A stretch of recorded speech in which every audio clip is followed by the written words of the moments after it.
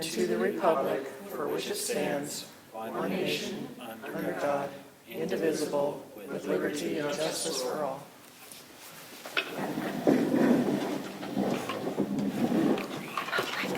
We will start with roll call to my left. Angela Previty. Hannah Zeroff. Danica Nelson. Anders Nord. Marilyn Hatch. Martha Brown.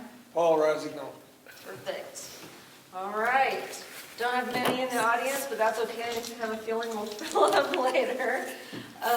So we're going to try and keep this meeting brief so we can open the doors here at 6 p.m. and get started with our candidate forum.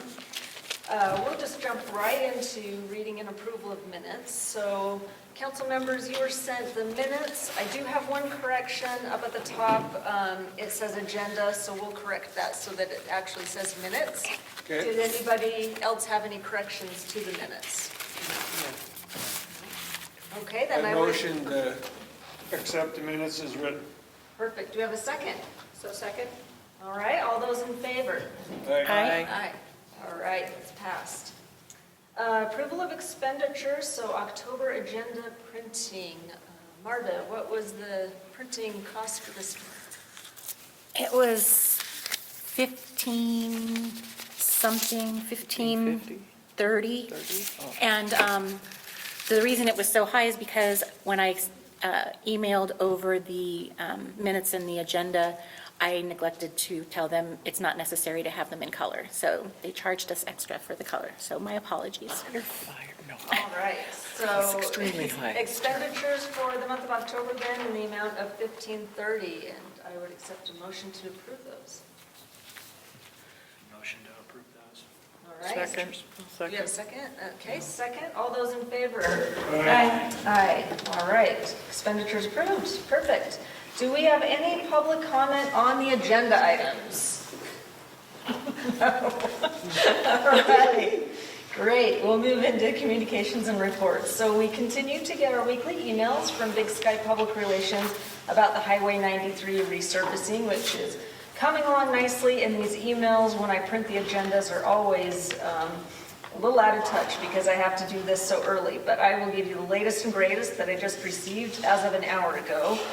They're still working on final striping activities. They say on October 9th, which is Wednesday, continuing into Thursday, they're going to be working from 7 p.m. until 6 a.m. to complete those activities.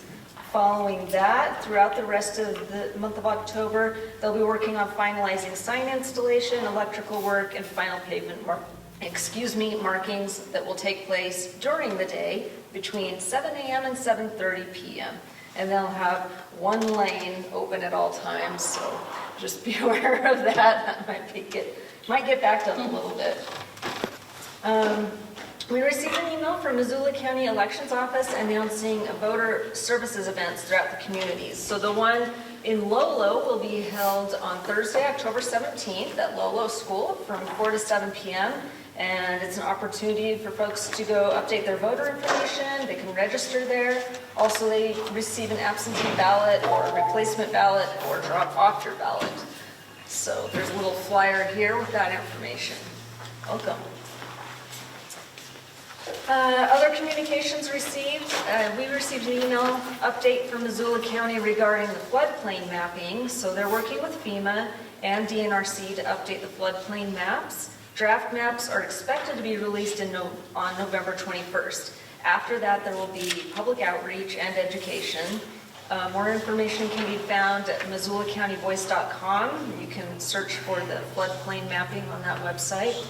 And I will also make sure that we reach out and have somebody come and present at the council meeting once those maps have been released. Election dates and deadlines. Obviously, November 5th, federal general election is coming up, and important other dates regarding registration, things of that nature, can be found at MissoulaVotes.com. Another email we received was that the community council's budget was on the October 1st public meeting agenda, and there was a recommendation to approve that budget since the commissioners had approved our bylaws. So they then went ahead and pushed to the budget. So we should be seeing that soon. And then we'll move on to treasurer report. Marilyn. Okay. So September's bank statement There were no checks written, no deposits made, $3 for the bank fee, paper statement, and the balance is $492.81. Okay, and any mail received? Yes, we received the newsletter from the Montana Department of Transportation. Okay. That's it. Perfect. So our budget getting approved, does that just automatically move over? So they usually, from what I can recall, maybe you can correct Marilyn, don't they send a check when Yes. the budget is approved, and they'll send a check to bring this back up to that $1,000? All right, moving on to committee special reports, Lolo School.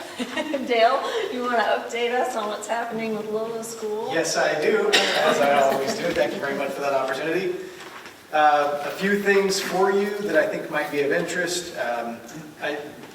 Probably everybody was just enamored with our accreditation status that was announced by the Office of Public Instruction in August, right? Everybody's got that tacked up on the refrigerator.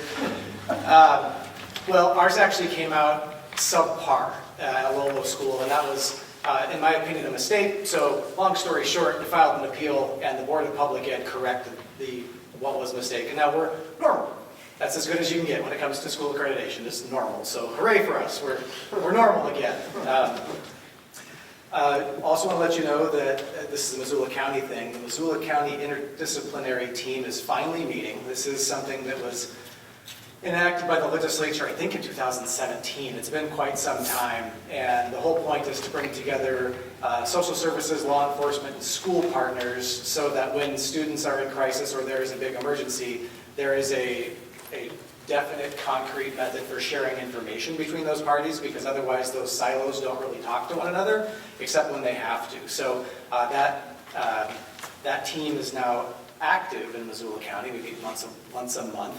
And it just enables us to talk about kids that are, like I said, in crisis or those sorts of things with a slightly more free flow of information. We don't give out school records to cops. They don't tell us everything that's going on in the court system. But at least when we've got a family who maybe had a crisis over a weekend, we can actually get a call from a deputy or somebody at the sheriff's department, and they can say, hey, you need to know about this, and this is what we can tell you because so-and-so or this family might not be their normal self this coming week, for What's the example. team called? I think there's a longer name, but it's called the County Interdisciplinary Team.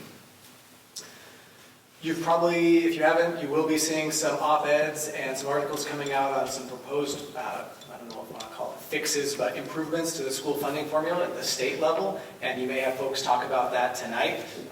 Just want you to know that it's a step in the right direction as far as funding schools is concerned, and the way the legislation will be proposed, now it'll go through the machine of the legislature, but the way it's going to be proposed won't actually have any impact on local tax mills. It'll all be state money going into the public schools, into your schools. So that's all this surplus that you keep hearing about, it's going to exist again in the next biennium. So they're going to try to funnel some of that directly to schools in a formula way, which makes a lot of sense if you're a school. So that's good. So does that mean we wouldn't be like voting on levies in the future, or? No. It doesn't mean that. It just means that this money that's being proposed, this improvement to the school funding, won't impact your local taxes at all. Okay. Okay? So what you're paying won't change because of the increase that you see the schools getting, is what it comes down to. But that's legislative, it has to be approved by the legislature. Oh, yeah. That's what you're saying. Yep. Who's putting the bill forward, or who's, is it the schools? Lou Jones out of Conrad and Dave Beatty out of Hamilton are the ones who are carrying the bill right now. Two Republicans are carrying that. We have 33 students who are interested in a close-up trip to Washington, D.C. That's a huge number. I don't think we'll actually end up with 33 students who participate in that, but that's a very strong showing, so we're excited. We probably, of that, 22, 25 if we're lucky, but that's a great showing of kids that are interested in civics. And we are wrapping up our fall sports season, which is co-ed soccer. Fielded two great soccer teams this year. Brand new jerseys for them, they look sharp. And our girls volleyball season, 7th grade ended yesterday. Wasn't their strongest showing, but they played hard. And 8th graders will end this Saturday at a tournament in Frenchtown. So that's what's going on with athletics. And the next thing you know, it'll be boys basketball coming up starting by the beginning of November. So that's what I know. I stand for questions if you've got it. I have one. Can I go back to the accreditation thing? Yes, So was ma'am. that, what was that based on? Was that based on math and reading scores, or what was that based on? I'm going to have a hard time articulating that accurately because the Board of Public Ed has now changed the accreditation process that we had used for a very long time. It was due to be updated for sure. So the accreditation status is based somewhat on performance on math and reading, but that's only a piece of the pie. They also want to know that we're doing all the things we have to do to communicate with families about what's being taught, giving them opportunities to look at those materials, collecting input from our teaching staff on how they think we ought to be doing as it relates to standardized testing and making improvements. How are we responding to kids? So what are the school's plans if a student isn't showing progress in math or reading or something like that? What are we doing to help remediate those? We have to put all that together in a tidy little package and send it off for grading. That's a really high-level synopsis. Anything else? Thanks, all. Thank you. Thank you. Okay, I don't see Corey here, so next up we'll do John Martin, Woodland School. Good evening, everyone. To kind of follow Dale about accreditation, Woodman School District received normal or standard accreditation. It's a huge paperwork process, mostly put on the administrator. That was my spring break last year.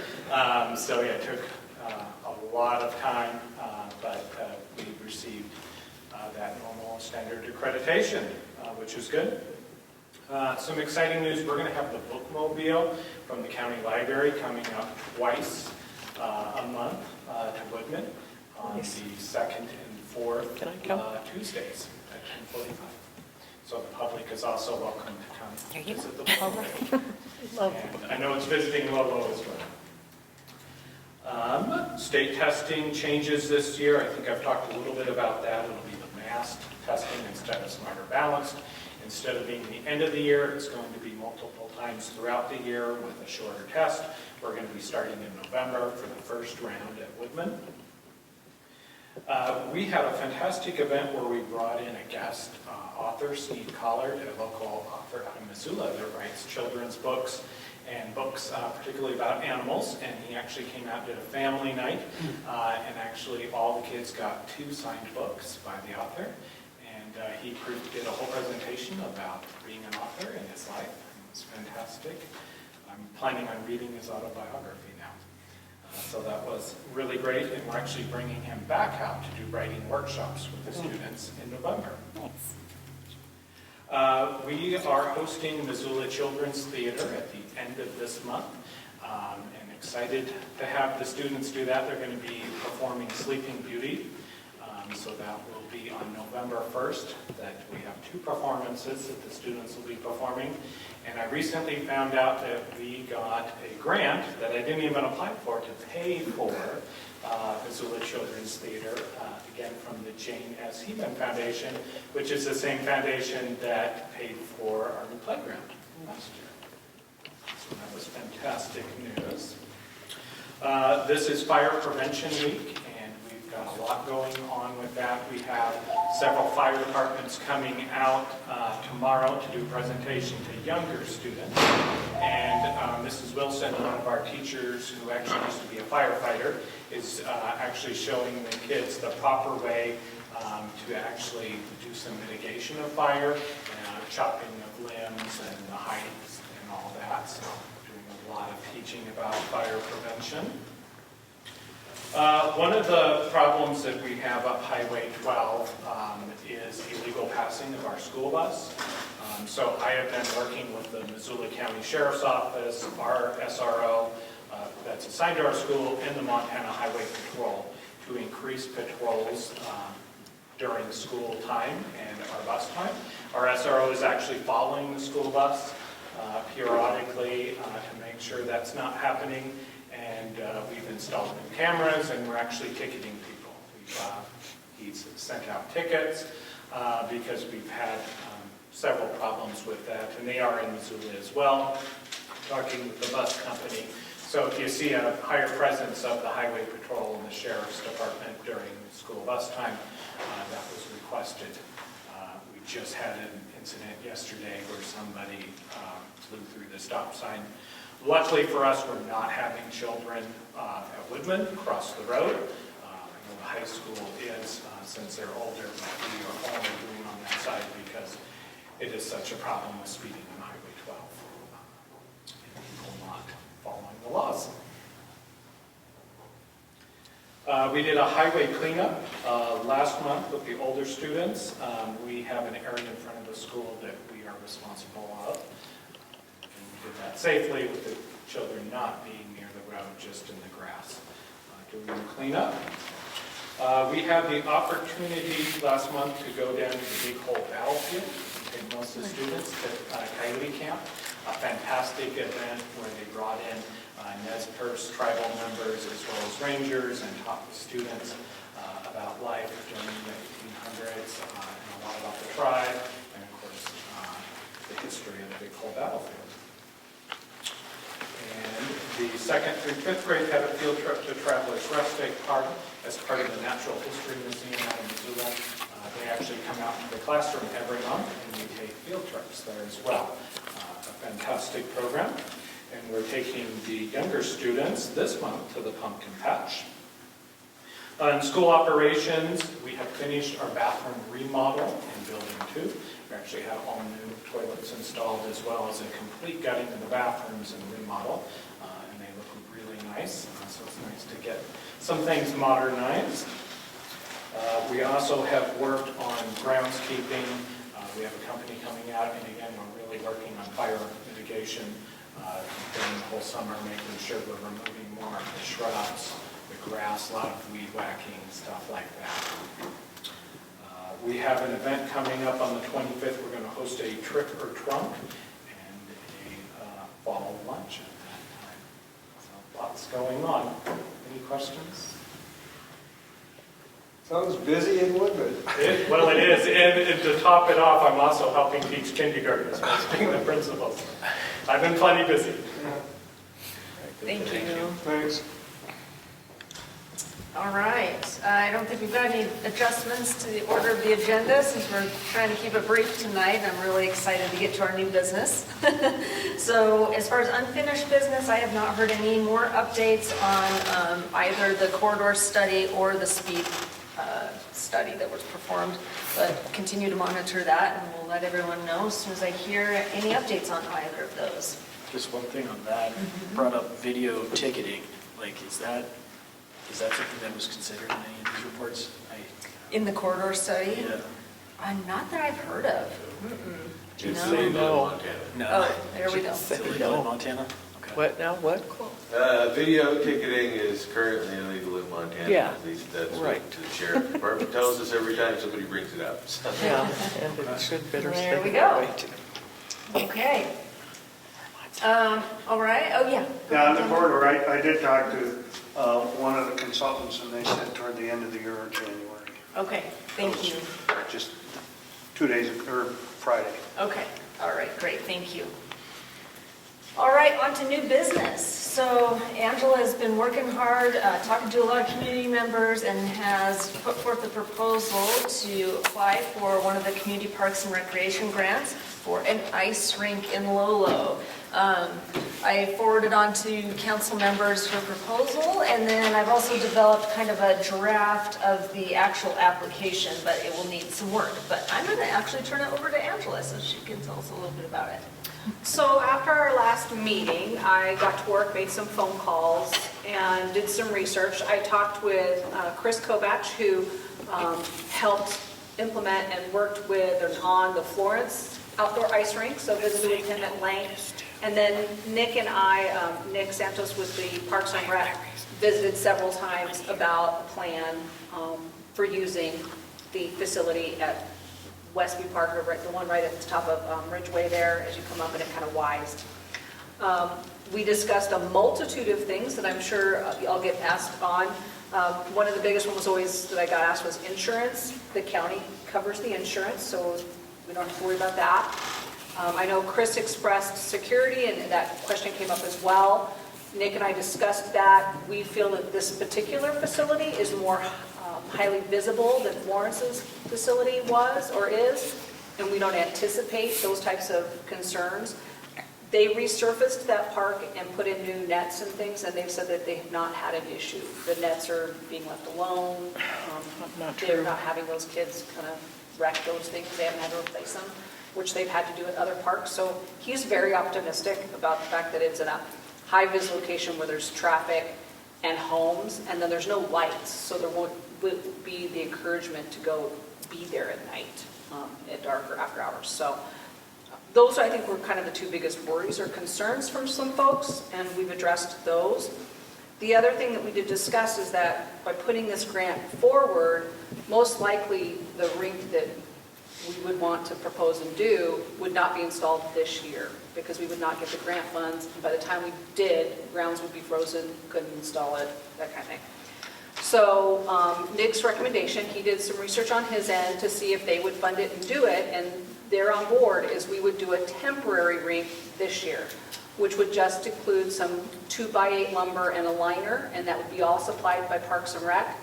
And then our volunteers would have to have a day when we would put it all together, and we would do our first sheet of ice and see how it goes, and see how much use it gets, and I guess test the waters for any bad behavior.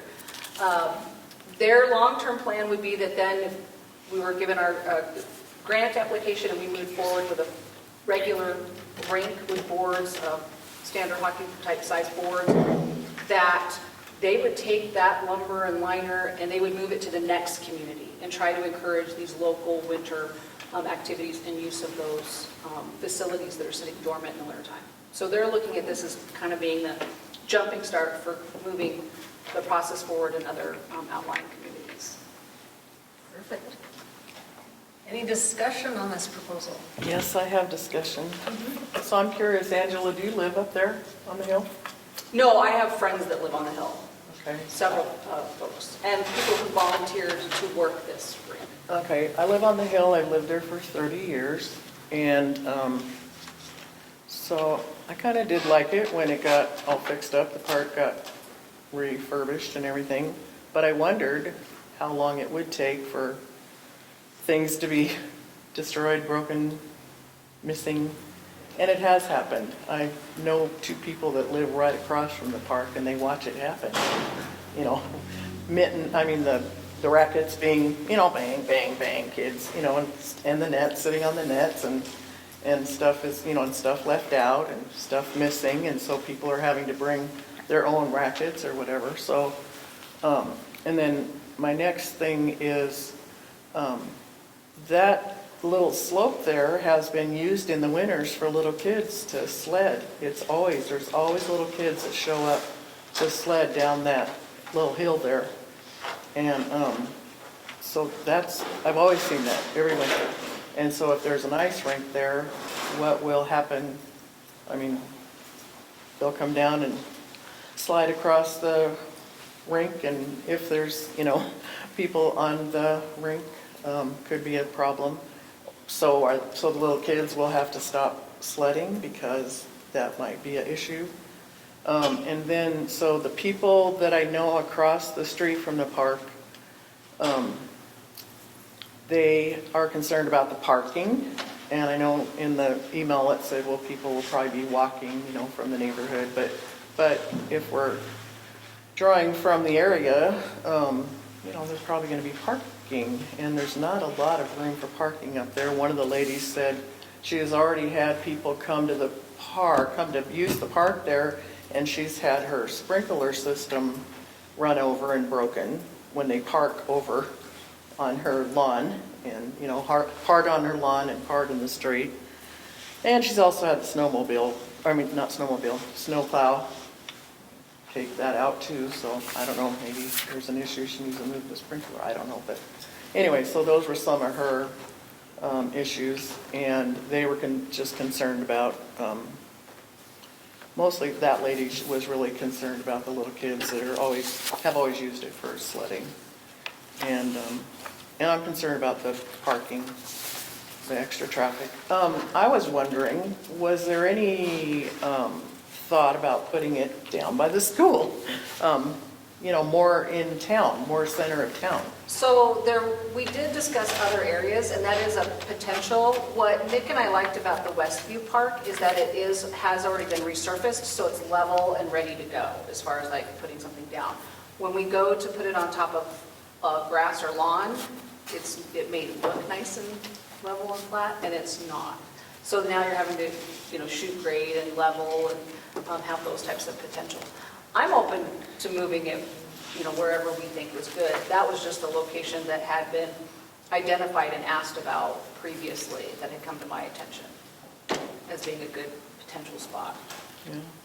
I don't know. And the rink's the final measurements would have to be done. We estimated 40 by 80, but it might be smaller than that. That length of that is actually 110 or 120 feet long. So we're not using the whole park, we're just using a portion of it as far as the length is concerned. So depending on how the slope is for the kids to sled, it may not impede all of that. And we could make it shorter if necessary. Those rinks can be customized in either direction by 4 feet. So it may actually end up being like 36 by, and then we could come up with some other distance that would still allow for sledding if that's a concern. Any further discussion? One thing I might add that, you can get all those cameras now, if there was any potential for vandalism, if there was cameras, and even if they're kids, the sheriff goes knocks on the door, that always helps. So, maybe some security, you can get them pretty reasonable, so that might be something, even in the summer, that would help to have some kind of security cameras just a couple over there that, I don't know how you'd hook it to the sheriff's department or anything like that, but it seems like that might help with any kind of vandalism. Yeah, it would be interesting, because I know they have those wireless ones that are motion detected, or something, so you can see what's going on, so it might be interesting, like if you wanted to set it that it just went off at night, Yeah. it would ding someone at the sheriff's department or Yeah. a volunteer that like, hey, someone's on here that shouldn't be, or yeah. They're distributing some, yeah, they're game cameras that go into the cell phones, and, I think they're about $600-700 a piece at the very most. I agree. I go to the park every day with my dogs, and I think there's a lot of different space there for different activities. And I also think that we wouldn't have an issue with vandalism because it's going to be more of like a structure. Because the structural pieces, I don't think have been hurt as bad as like the rackets that someone could like grab and start hammering on. So I think as long as we're not having a lot of,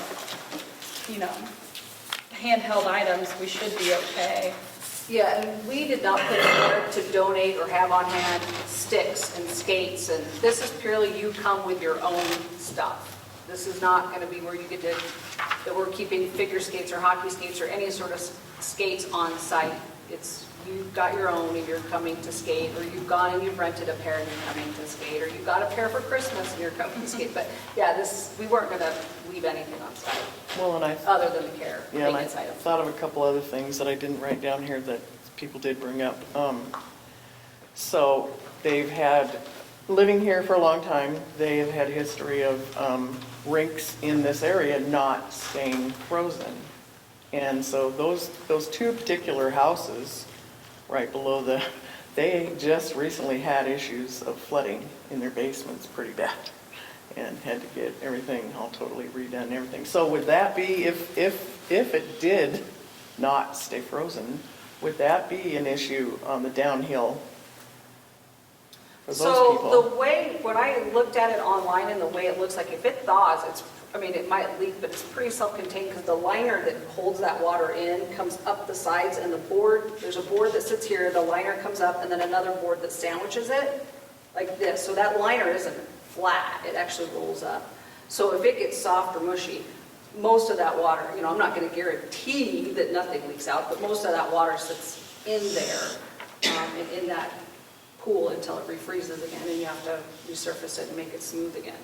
Do you know how much depth of water they put in those? So Chris was saying that ideally he liked to see about 5 inches. Yeah, so that isn't much water. Yeah.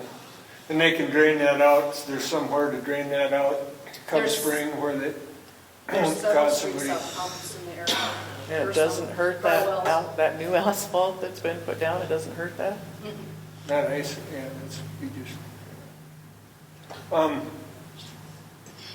Will there be lights for night skating?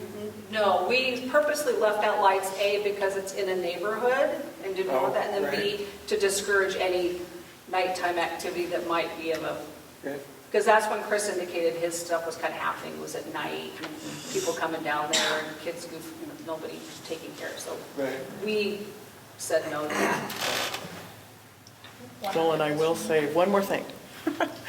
When I first asked these people about it, and we talked, very first thing was they say, what about our roads? And I said, I know, I bring up our roads every time, almost every meeting. And so they're like, really?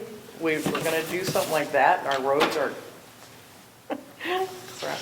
So anyways, that's just, I just needed to say that because I'm not the only one saying that, so. Okay, I'll shut up now. First off, great job doing all the legwork on this. I think that, yeah, say no? super great job. This was great. One question I had was on and did you say you filled out this part? I did, and I just spoke with Angela prior to our meeting. There's some more work that's got to go into it. So on the conditions for use and payments of funds, it's a reimbursement grant, and so I'm curious, like, who's going to pay it up front? Would that be coming out of our budget? RSID 901 has a Parks and Rec budget specifically for Lolo. It's not huge. It's, 5,000 to 10,000 or something. But that tends to be where park improvements come from for Okay, us. so maybe dip We're into one of that the and only refill communities it. that have that. That money goes specifically to our parks, and Parks and Rec can't use it anywhere else. So. Okay. Just something to look into. Yes, I don't know if you had put any thought into that yet. No. Okay, all right, so we need to consider that, where that will come from up front.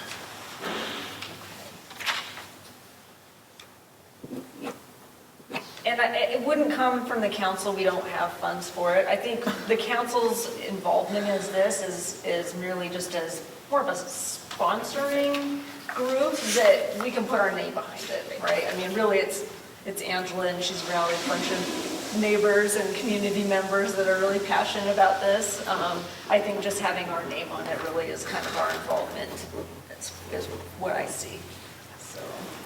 I would think it'd be good to pass it around the community and, have, some of the businesses and people, put money into a fund. As long as they're going to be reimbursed, there shouldn't be a big problem with that. I think if we got the word out that, we're looking at doing a rink, we need to get some money and you can have it back. It shouldn't be a problem to raise those kind of funds, I wouldn't think. Yeah, I wouldn't think so either. And then I think part of, what Angela's proposed is, as far as maintenance too, is getting some businesses on board and they could be recognized with some signage and stuff up there, so, yeah. And it's not much, but there's a little picture with the rink. And I even included the bumper pads on top of the wall, so if somebody ran into the wall, it's not totally soft, but it's a whole lot better than just hitting a flat wall. Sure, and then one side was, the sides that would be anywhere near the road are taller than the side that you would enter from on the park side. So, Can I ask about the donated materials? What are the donated materials? So far, the only commitment I've gotten for donated materials is the storage of all those components when they're not in use. So roughly the 9 months out of the year, that's the one I've gotten. I've got a place you can put that, and we'll haul it all up there and haul it back down. And the labor. Yeah, and then all the volunteers who have said, we'll come help as far as help setting it up, taking it down, checking it every night and resurfacing it. All those folks that come off as well. And that's shoveling snow too, then, that's good. Well, so I kind of had a question about that. It says volunteer labor, $52, $20 an hour, $1,040. So if it's volunteer, why is there a price tag there? Because if it wasn't being volunteered, we'd have to pay somebody that labor cost. So it Oh, has you're to go, so it has to go into the total, it just gets Oh, I see. taken out. Oh, okay, so there's It's not being put actually towards money. the That's the total, and if you subtract that and subtract that and subtract that, Oh, you'll okay. get the, Oh, okay. what they're requesting. Oh, okay.